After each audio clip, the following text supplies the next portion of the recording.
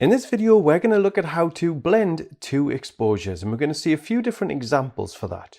And most of these exposures that we will blend will be relatively simple to blend. In videos that are coming up, you'll see much more complex scenes and how we handle those. But right now, let's look at how to blend two exposures. And in fact, in this example, we're going to blend a brighter exposure into a darker exposure. Now we have two images here, two exposures. And the darker exposure is my base exposure. So I'm going to blend the brighter exposure into my darker exposure. And the reason why the darker exposure is the base exposure is because that's the best exposure. If I could only work with one image between these two, I would choose the darker exposure. It has more information in it. So this is the first time in this course that we're going to look at preparing our images in Adobe Camera Raw, but we're just going to keep it really simple. The first thing we want to do is change the warmth and tint of the scene. When shooting, I think I made this scene a little bit too warm. I think we need to encourage the greens to come out a bit more. And we can do that with both layers selected and go to the temperature slider and slide that left. You see, we're bringing in cooler temperatures. To add more greens, we can take the tint slider and move that left. So the tint now is at +4. Next, let's look at this darker exposure. I think it looks pretty good, pretty moody as it is, but we've got this water which is overexposed. And one of the great things about shooting waterfalls is that we can often capture these gorgeous, smooth, long exposures. But right now, that's not really visible in the shot. So if I bring my highlights down, now we can see that water. I'm also going to bring the exposure up a touch just to brighten the scene a tiny bit, not much.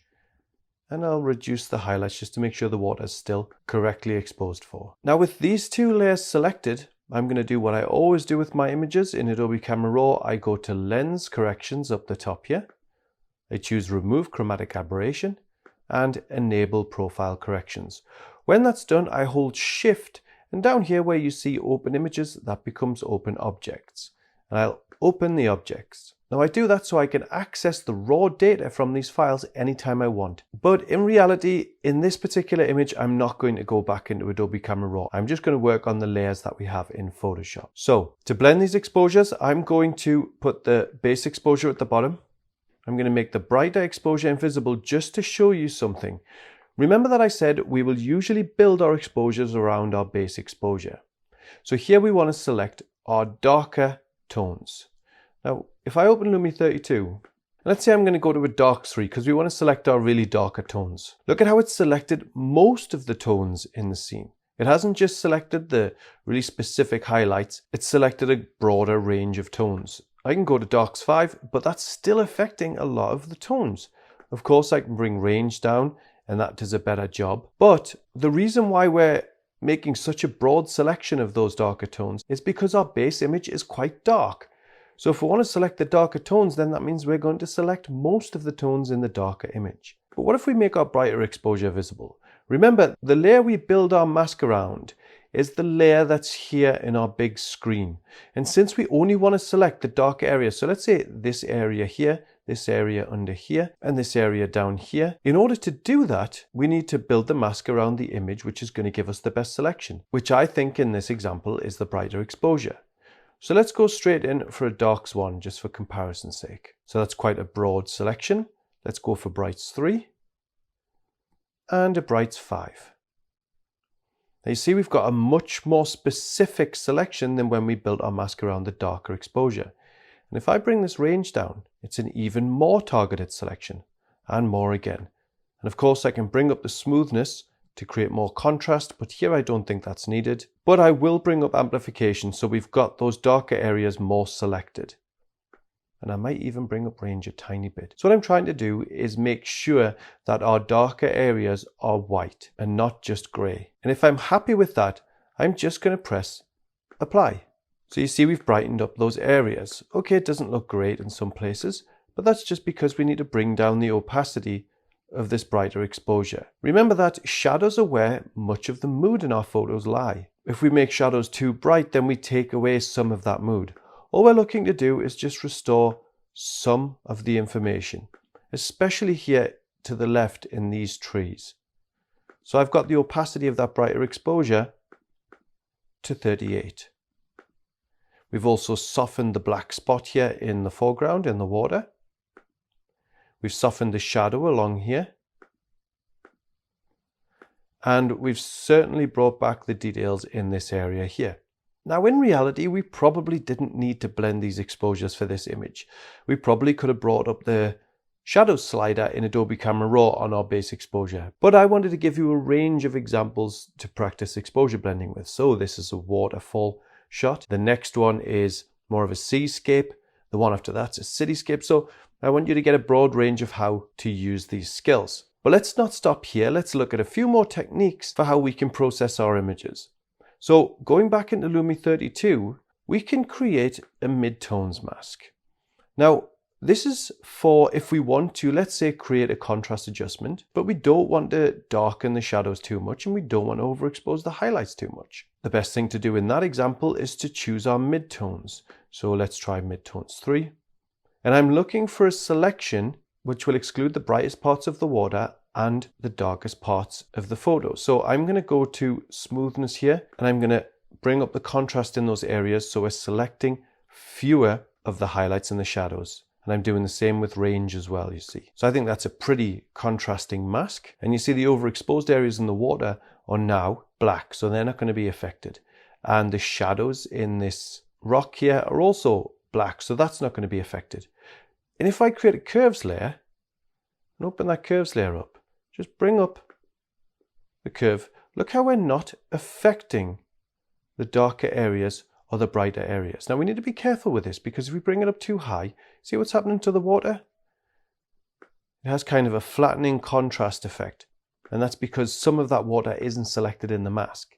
So we can bring this up and it's protecting our highlights and it's protecting our shadows. So we can bring down the contrast a little bit, but we don't want to go crazy with that. So I'm bringing that up for a decent contrast adjustment, but I can select this mask with a black brush and just paint out the water to make sure we haven't reduced too much of the contrast in the water. There we go. You see we're highlighting the midtones in the image. And by midtones, I mean specifically along here, along the ridge here, and anything that isn't black or white. So that's before and after. It's a pretty good contrast adjustment without overexposing any areas. Now, a cool technique that I've seen quite a few times in these types of images, which sometimes I use myself, but sometimes I don't, is building in a light source that doesn't exist in the photo. So to do that, we create a new layer. We set the blend mode of this layer to soft light. We take a brush, make it a big brush, and then we set our foreground color to the color that we want to make our light source. So I've got kind of a light green here. If you want to copy my color green, you can just take the code here and type that into your code box and then press OK. Now watch, I'm just going to press once up here with my left mouse button. And you see we've brightened that area up a lot, as if there's a light source there which wasn't there before. We can do that around here a little bit too and just spread out that light source. Now, if you think the green looks a bit unrealistic or doesn't suit the scene, we can create a hue saturation layer here and click on this button here, which clips it to that layer. Then we can grab the hue slider and look, we can move it left and it's changing the hue of that light source. And so I'm going to choose a slightly warmer one like that. That looks a little bit more natural. So there's before and after. And now the whole thing I think is perhaps a little bit too strong. So if I group it, I can bring the opacity of that layer down, and there's before and after. And I think that does make quite a good difference. Now I would usually go for a darker scene than what we're looking at here, so I'd open up a levels layer and bring the midtones along so that it's darkening the scene. But I would also bring this output slider to the right, and that softens the shadows. And I think when we do that and we remove the harsh shadows, we get a much closer feel. So there's before and after, a much softer and closer feel in the frame. And I think it really helps with the mood. Of course, if that's a little bit too strong, we can bring the opacity of that layer down to around 61%. And there's before and after. Another thing which is commonly done in waterfall shots like this is the Orton effect. Now that's really easy to do. We simply hold down Control, Alt, Shift and E, and that will merge all of our layers and place a new layer on top. We go to Filter, Blur, Gaussian Blur, and we choose a strong radius. I'm going to go for, let's say, 30 here, and press OK. Then I reduce the opacity of that layer quite a lot to around 25%, let's say. Now on that layer, I'll hold down Control and L or Command and L on a Mac, and there we'll create a levels dialog, and this will affect only the Auto Effect layer, and I can change the sliders to suit the mood here. So I'm going for a magical kind of Lord of the Rings effect. Now, of course, that's really strong, probably too strong, but you can see what's happening here and how this can be such an attractive effect. Let me zoom into this rock here so you can see what's happening. It's softening the contrast quite a lot, giving everything a surreal kind of glow. So if I zoom out, again, I'll reduce the opacity of that. I almost always, when I do use the Auto Effect, settle on around 12 to 15% opacity. Right, so let's look at our changes. Here is the before and after. So we've created a lot more mood in what was kind of a flat image. Now, as I mentioned before, I'm not really sure we needed to exposure blend the brighter exposure and the darker exposure here, but it was good practice. And in the next few videos, you'll see examples where we do need to blend exposures. So in this photo, you should see some JPEGs in your folder, but not actually raw files, because we don't need to do any raw editing here. Now, we've got two exposures, a brighter exposure and a darker exposure. And this time we're going to blend the darker exposure into the brighter exposure. So you want to take the sky from the darker exposure and put that into the brighter exposure. And since we don't need to target our exposure blending to one particular area, we're going to use the Apply button in Lumi 32, just like we did in the last video. So I'm going to open Lumi 32. Now, which exposure gives us the best mask? Would it be the darker exposure or the brighter exposure? Remember that we're trying to create a mask just on the sky. So we want to select the sky, i.e. make the sky white, and everything else dark grey or black. So which exposure would do that for us? Clearly, it's the brighter exposure, because in the brighter exposure, the sky is bright. So if I try to build a mask around the darker exposure, you'll see it's done an okay job, but we've got information down here in the sky, and that will cause a detrimental effect when exposure blending. So I'll cancel that. I'll make my darker exposure invisible. And now I'll create a bright mask on the brighter exposure, and you'll see the sky now is universally bright. The problem here, however, is that the house will be included in the selection and the tree will be included in the selection, and we don't want that. We just want the sky from the darker exposure. We can bring the smoothness along, and that would do an okay job, but you see we're still affecting the building here, the rooftop. Now, in reality, that's not a massive issue. It probably would be an issue if we were including the tree, but the rooftop in this particular example probably wouldn't be terrible. However, why don't we look for a better selection, one that excludes the rooftops and the trees and just leaves the sky for us? Well, we can go to the red channel. Let's have a look at that. Now that does an even worse job than luminosity. You see we've completely included this rooftop here, which is the opposite of what we want to do, and the tree.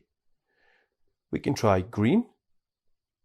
Well, that's a little bit better than the red channel, but we've still got this rooftop included. What about blue? I would say that's given us a pretty much perfect mask, wouldn't you? We've completely excluded the rooftop and the trees and everything else in the foreground, but we've left the sky in the mask. So watch what happens when I press apply. Here's before and after. Before and after. That's done an absolutely perfect job of blending those exposures. So that's why it always helps to cycle quickly through those channels to see if you can get a better mask. Because oftentimes we can. We don't have to use the default masks that we are presented with. In this example, we have two exposures again. We have this brighter exposure, which is still quite dark, but we have this really dark exposure. And we want to take the sky from this dark exposure, put it into the sky in this brighter exposure. Now before we do that, we obviously need to brighten up this exposure here, the brighter exposure, because it's a little bit too dark. So I'm going to bring my exposure up to +4.5, maybe bring the highlights down a tiny bit and notch up the shadows a tiny bit.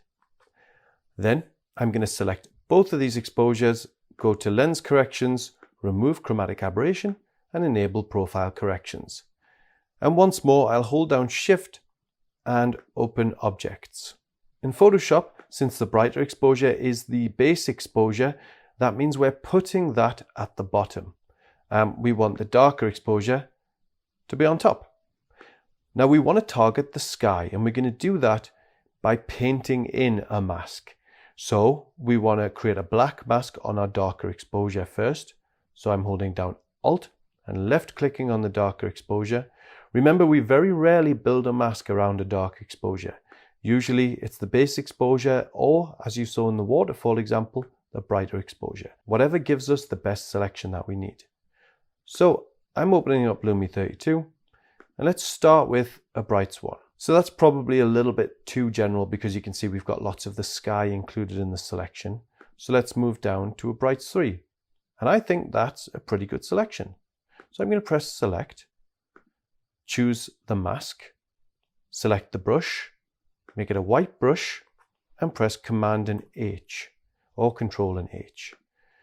And here with a smaller brush, I'm painting in the darker exposure.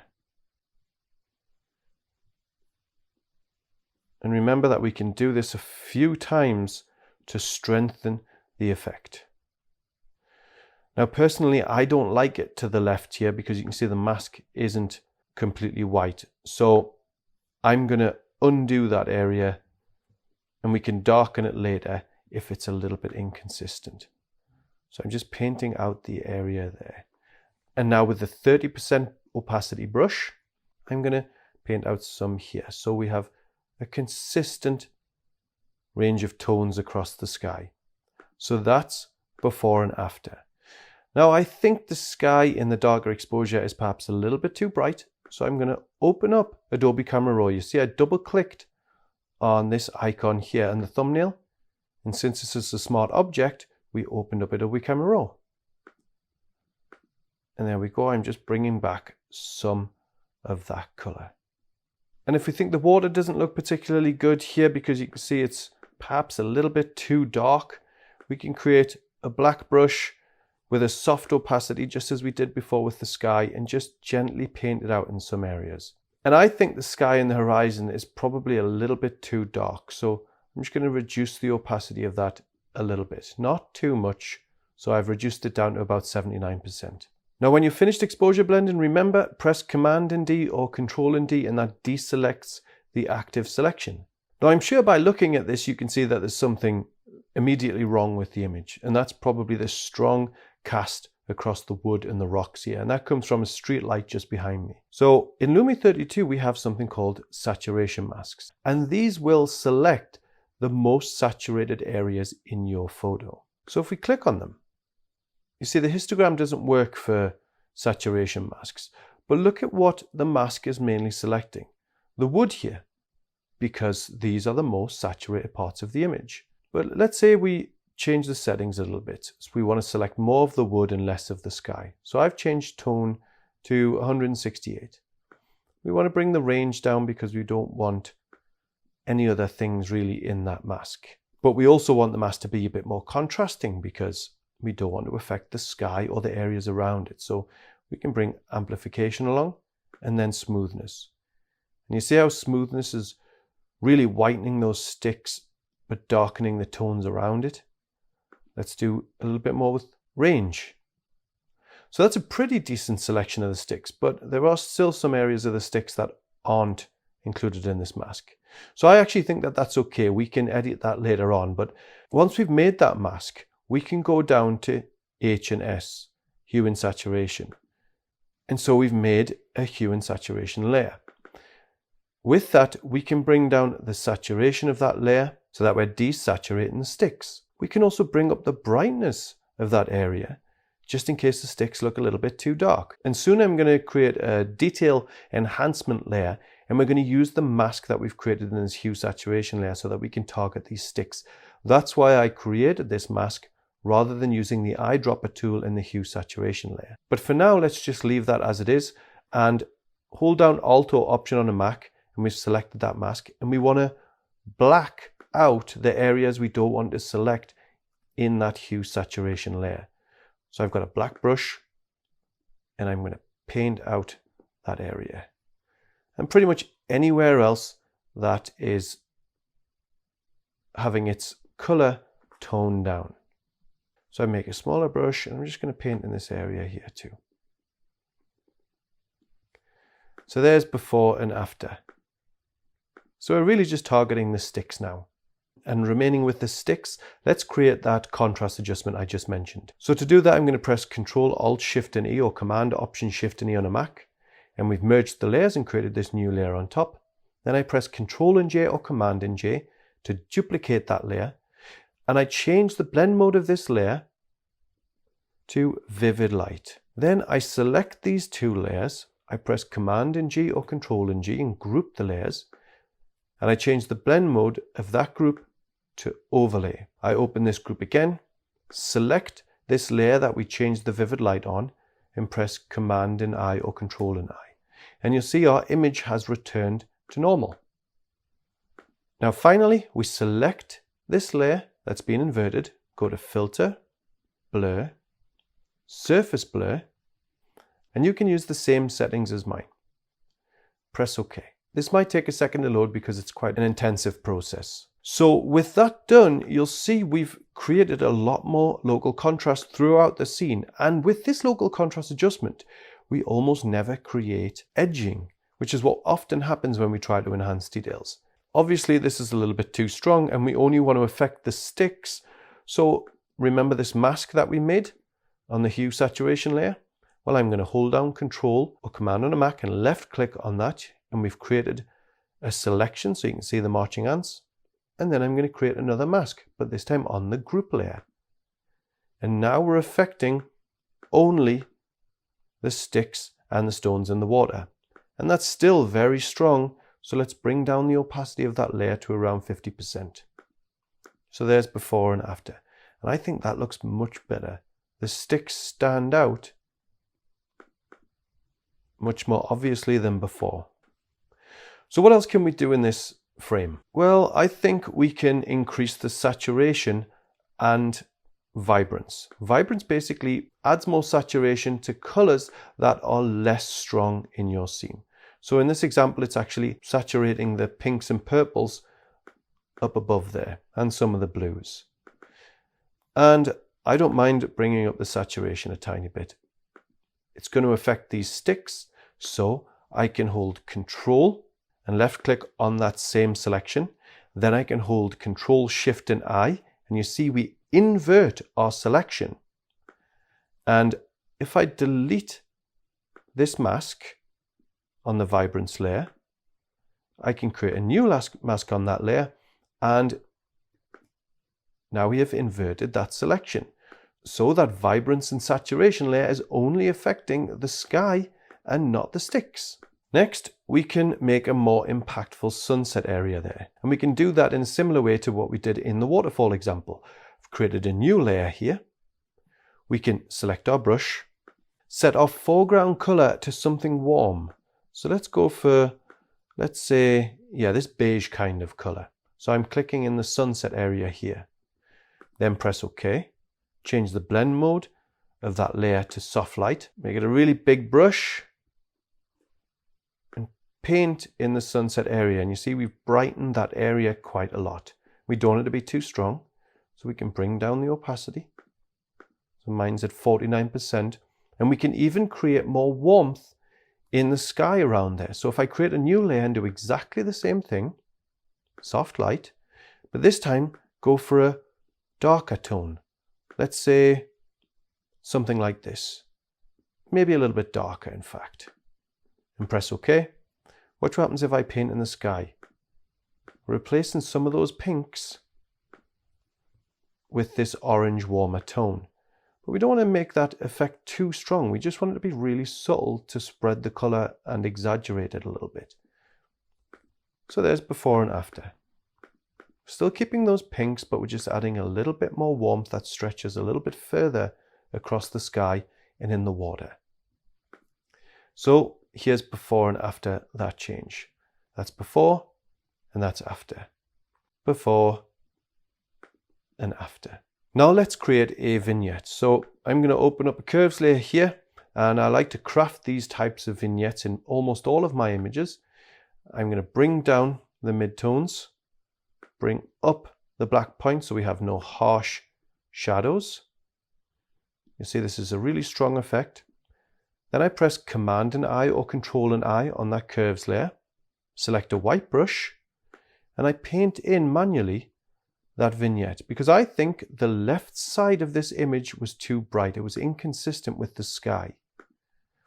So now it's a little bit darker. I'm also going to paint out some of the rocks in the foreground here because they're not really that interesting. Now I'm going to create a new layer, bring up the midtones a little bit, press Command and I or Control and I just as I did before. And with a white brush still, a big brush, I'm going to paint in mainly in the sunset, but also in some of the sticks there. So that's before and after. So this is the manually crafted vignette, before and after. You see, we're pushing the viewer towards the light source, towards the sunset. It's before, we have a more open scene, and there's after. And to finish, I like to open up a levels layer, bring up the highlights just to make it a little bit more energetic in the scene, and sometimes if it's a tiny bit too dark, to bring up the midtones. And of course, you'll see that the highlights are becoming a little bit overexposed there. So with Lumi 32, I can make a very specific Brights 5 mask, let's say, which is targeting only the highlights. In fact, I think that's probably a little bit too targeted. So I'll go for a Brights 3, press Select, Command and H, and with a black brush, at let's say 50% opacity, I'm going to paint out that levels layer. In fact, let's go for 100% opacity. I'm going to paint out the levels layer there, just in the highlights. We can do that a couple of times to strengthen the effect. So this is the mask. And now that I've finished, I can press Command and D or Control and D. That deselects the active selection. And this is our final contrast adjustment. And look what happens if we disable the mask. This is what the masking did to that contrasting adjustment. You see, it brought back and softened the highlights. So this is before we added that mask, and that's after. Subtle, but very important. So for our final examples, you should see two cityscapes. These should both be JPEGs and not RAW files. And in this night cityscape from Dubai, we have a brighter exposure, which we are considering our base exposure, and a darker exposure on top. We should also have a sunset cityscape as well, also from Dubai, with a darker exposure on top and a brighter exposure on the bottom there. And we're going to look at the difference here between a contrasting, harsher mask or a softer, more gradual mask. So in a night cityscape, we can often create a contrasting mask. So I've got this image and I generally like the brightness of it, but there are some areas that we can see are clearly overexposed. For example, this sign here. And there's quite a few of those throughout this image. So I just want to bring back these highlights, but I don't want them to be really dark. I just want to bring back enough of them so that we can make out what the signs are saying. Obviously, we can see that very clearly in the darker exposure.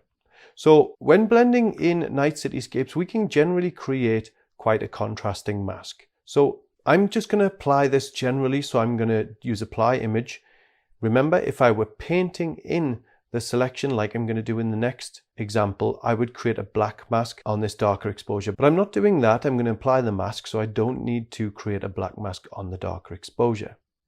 Instead, with the darker exposure invisible, I want to select the brights, of course, so I'm going to go for, let's say, a brights 3. Like I say, we can make it quite contrasting.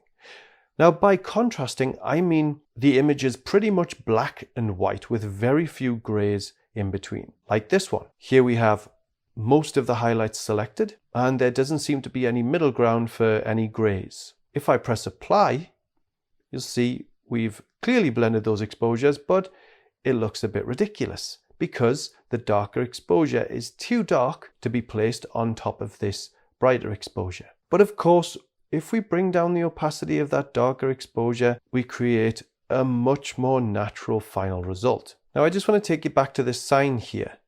So before I reduce the opacity, you see we have this black line or black edge going around. And that's because the dark exposure, the area there, is really dark. So naturally that area is going to be dark in the final result.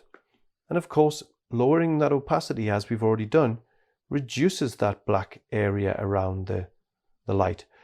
But you see we've still brought back the information in the sign. And like I said, we want to bring back just enough information so that we can read the signs. Now, in some areas, like this area, we probably prefer the street lights, the car lights that are going down here. So if that's the case, then we just select the mask, a black brush, and obviously it's going to have to be a small brush. And this is going to take me a while because I'm zoomed in quite a bit. And there we go. I think that's small enough. And then, of course, I can just manually paint in those car lights, those car trails, and zoom out. So with night cityscapes, we can often create a harsher mask, and generally it works pretty well. But what about when we're blending in? Look at this scene here, for example. So we've got overexposed highlights in the sky, but look, this is a continuum. So only part of the sky is overexposed. Some of the sky's fine. And because it's such a smooth transition between the correctly exposed for area and the overexposed area, this is likely to encourage banding. Now, the great thing about Lumi 32 is that we're creating masks which are 32-bit masks, which reduces the likelihood of banding. Now, I'm going to create an active selection here and paint in the mask, which means that will create an 8-bit mask. In Photoshop, all active selections are 8-bit. It doesn't matter if you're working in 16-bit, they're always 8-bit. And of course, I'm working in 8-bit anyway, just because my computer would be slowing down too much if I'm working in Photoshop and recording my screen at the same time. So I have to create a kind of a compromise there. But let's look at this photo then. We've got this darker exposure, which is correctly exposed for in that brighter area in the sky. I'm going to hold down Alt or Option on a Mac and create a black mask on that layer with Lumi 32 open. Now, if I go to a Brights 3, let's say, and create a smoothness of 100 and amplification of 136, let's say, and who knows, maybe even a bigger range. In fact, no, a smaller range. Then I go to Select. I select the mask, of course, as always, with a white brush. Press Command and H to hide the marching ants. And then I start painting in that darker exposure. Look how harsh that blending result is. You see, where we had a harsh mask in this last example, and it worked absolutely fine, the harsher mask in this example doesn't work fine at all. So I'm going to press Command and D or Control and D and deselect that active selection. And I'm going to delete that mask. I'm going to create a black mask again on the darker exposure. And this time we're going to create a smooth mask. So we'll go for a Brights 1, which is always the smoothest, most open mask. And we can reduce the range a tiny bit. What we want to do here is select the sky that's overexposed and deselect most of the buildings. So I'm going to create a little bit more of a contrasting mask just to deselect the buildings there. And I think that looks okay. Then I'll press Select and do the usual steps of Command and H, select the mask with a white brush. And I'm going to blend in this darker exposure. And you see the transition is much smoother. Now, naturally, it's very strong, so we can reduce the opacity, but we don't have any harsh lines like we did before. I'm going to press Command and D or Control and T to deselect the active selection, and there's before and after. That is a seamless, smooth blend, which a lot of people find difficult when working with blue skies, which, as I say, are very smooth gradients. So the key here is to have a smooth mask and to play with your opacity a little bit. Now, if you're wondering how we would correct any distortion when we're working with multiple layers, that's actually quite simple. We can select both of our layers, right-click and choose Link. And you see these buildings to the right, for example, aren't straight, which is fine because that's just perspective distortion. We could probably keep it the same and most viewers would be fine with that because it's obvious that we're looking down from a great height. And sadly, guys, if you're looking to go to this location to shoot, as far as I know, the building's been pretty much shut down to photographers. In fact, a lot of Dubai is, as far as I know. So to do that, firstly, I'm going to bring out my ruler, just put it next to the building here. And let's say I'll put a ruler here because these buildings aren't straight. And I can bring out another one, let's say here. So I'm going to hold down Control and T or Command and T, right click on my image and choose Distort. Then I'm going to drag the bottom right of this image to the right. And I'm trying to line up the building with my ruler so that the building edge is straight. And then I can do the same with the left. And now I'm looking at this building here to the left and making sure that that's straight too with the side of the image. And of course, looking at this ruler here, this small building between the two tall ones, that looks pretty straight too. Now you can't really rely on some of the buildings in Dubai for straightness because they're oddly shaped, some of them. Like this has a front which sticks out a bit and the one beyond is curved. So you have to use different buildings to kind of determine what is straight and what isn't. So I'm going to bring this one out a little bit more. So this is a little bit straighter. And maybe this one in a little bit more too. And of course that sometimes flattens the image. So if you find that that's the case, we can press OK, choose the crop tool, bring the crop up a little bit. And just as we did before, we can press Command and T, Control and T, right click, choose Distort, and we can pull this up like this. And these buildings are absolutely huge in real life. So my wide angle lens has made them look a lot flatter than what they actually were. So in reality, I think this is probably closer to the final result. I'm just going to take the crop tool and bring that in so we don't have the corner here visible, which was cut off. Or we can open up a new layer, go to our clone stamp and just select an area here and just paint in like that. A little bit more down there. And the reason why, if we look, remember that we linked those layers before. The reason why we linked them is because when we make changes to one layer, the other layers that are linked to that layer will also change. Now, by the way, guys, you might have noticed that this area here, this sign here is a little bit overexposed. Another thing we can do in exposure blending is multiple exposure blending. So we've created our mask, obviously, but with Lumi 32, there's nothing stopping us from going back into the panel, choosing, let's say, a brights layer, and I'm going to move Lumi 32 out of the way. And you see we're selecting that panel now, that's that screen. Just press select, select our mask. I'm going to put Lumi 32 back with a white brush, Command and H or Control and H to hide the marching ants. With a smaller brush, look, we're just painting in this Hitachi sign. So we're not limited to just exposure blending one time. We can do it multiple times if it suits us. So those were 5 different examples for how we can blend 2 exposures with Lumi 32. But they were relatively simple examples. Soon our workflow is going to get a little bit more complex where we have to do something called matching and then pre-masking. But until then, why not grab some of your own exposures and start experimenting and seeing what challenges or difficulties you come up with in the process. Then when you come up to the next few videos, you'll understand how to fix those challenges.